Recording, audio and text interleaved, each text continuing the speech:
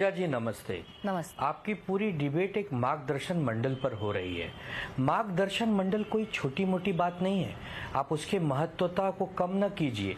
मार्गदर्शन वही कर सकता है जो मार्ग दिखाता है, जो हमारा बुजुर्ग होता है, हमारा वरिष्ठ होता है। आज नहीं कल, कल नहीं परसों, सभी को मार्गदर्शन में जाना होता है।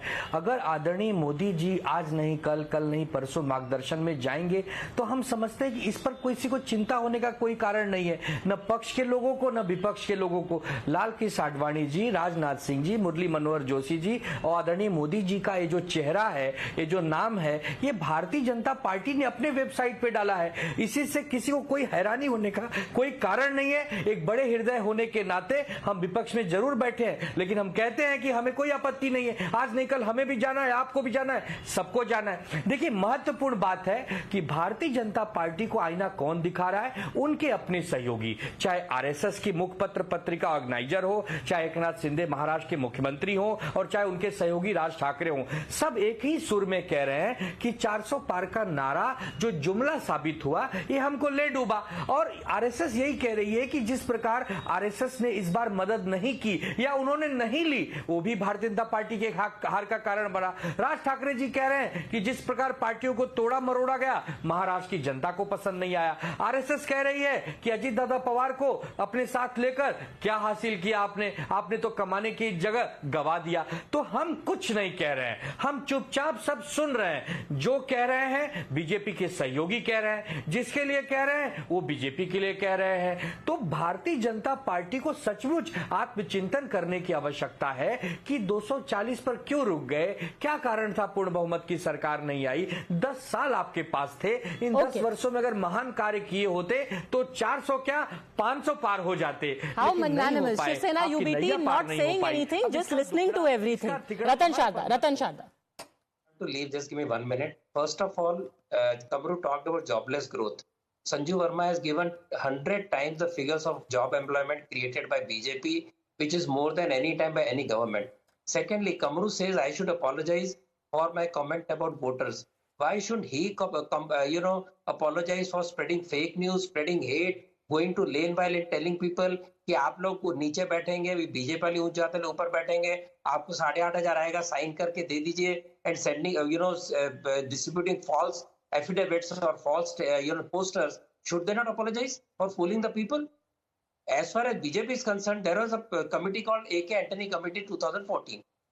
He's made certain statements that we look like anti-Hindu party, we should not behave like anti-Hindu party, and all that all the suggestions thrown into dustbin.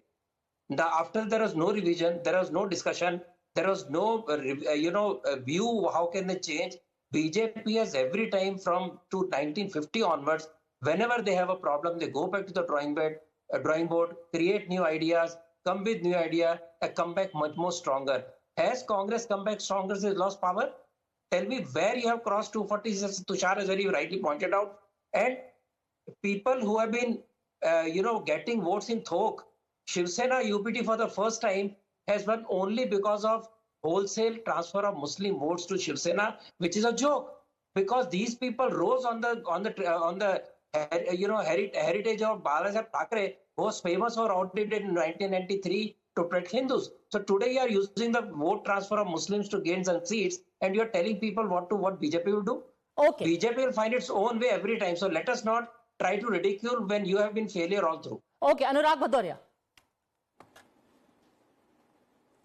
अगर बीजेपी ने इतना अच्छा काम किया होता तो फिर तो उसको 400 पार कर देना चाहिए था। आप तो 400 पार का नारा देके 240 पे अटक गए, आपकी तो सरकार बनी नहीं, जनता ने आपको नकार दिया। अब जहां पे आप दम भरते थे उत्तर प्रदेश के अंदर में, वहां भी आप हार गए, महाराष्ट्र में भी आप हार गए, पश्चिम बंगाल में तो आपने पूरी ताकत लगाती, जनता ने आपको नकार दिया। तो हार मान लीजिए। और आपके सरसंचालक भी कह रहे हैं कि ये जो हमारा जो घमंड होता है जिसको बोलते हैं, और जो हमारा झूठ है, मणिपुर है, इस पे तो उन्होंने भी उठाया है ना सवाल। तो ये तो आपको समझना चाहिए ना कि आपका संघ जो आपके साथ है, जो आपको हमेशा मदद करता है, वो खुद सवाल उठा रहे हैं कि मणिपुर के बारे में आपको चिंता करनी चाहिए। और हम लोगों के अंदर में जो अहम है वो नहीं होना चाहिए। झूठ किसके लिए बोला गया तो आपको समझ में आता है ना। उसके बावजूद आप विपक्ष पे दोष दे रहे हैं। अरे विपक्ष तो हमेशा आपको ये बताता है कि आपने समाज के अंदर में पॉजिटिव राजनीति की होती तो आपने जिनको आज चिराग पासवान जी को अपने साथ लेकर आई, इन्हीं की तो पार्टी को आपने दो भाग में तोड़ दिया था। आपने आपके साथ शिवसेना जी थी, उसी की पार्टी को दो भागों में तोड़ने वाले आप हैं। एनसीपी को दो भाग में तोड़ने वाले हैं। तो आपने तो पार्टियां तोड़ी हैं और जिन पार्टियों के साथ आप गठबंधन बना के बैठे हैं, तो मैंने पहले भी बोला, फिर मैं अपने एनडीए के साथियों से कह रहा हूं कि अपना स्पीकर बना लीजिए। अगर अपना स्पीकर नहीं बनाएंगे तो आपकी पार्टी भी तोड़ देंगे। भारतीय जनता पार्टी पे यकीन मत करो, इनको सत्ता से प्यार है, जनता से भी प्यार नहीं है, अपने एलआई को भी सपोर्ट नहीं करते। यही भारतीय जनता पार्टी है जो नीतीश जी के Sanju Verma, before you respond, Tushar Gupta wants to make a point. आज सत्ता है तो उनके लिए। पद्मजा, एक तो 4 जून से पहले अनुराग भदौरिया जी का नारा होता था कि जुड़ेगा भारत, जीतेगा इंडिया। शायद वो उसको भूल गए हैं। देखिए, BJP has a lot to think about, needless to say that, but to say that everything is wrong with the BJP is also wrong. To say that somehow the party is disconnected from the ground reality is also wrong. Yes, they have suffered defeats in some of the states, they have some losses, but then they've also expanded in Andhra Pradesh, in Odisha. In Sikkim, they have won. In Arunachal, they have won. Last December, they won in Chhattisgarh, Rajasthan, and Madhya Pradesh.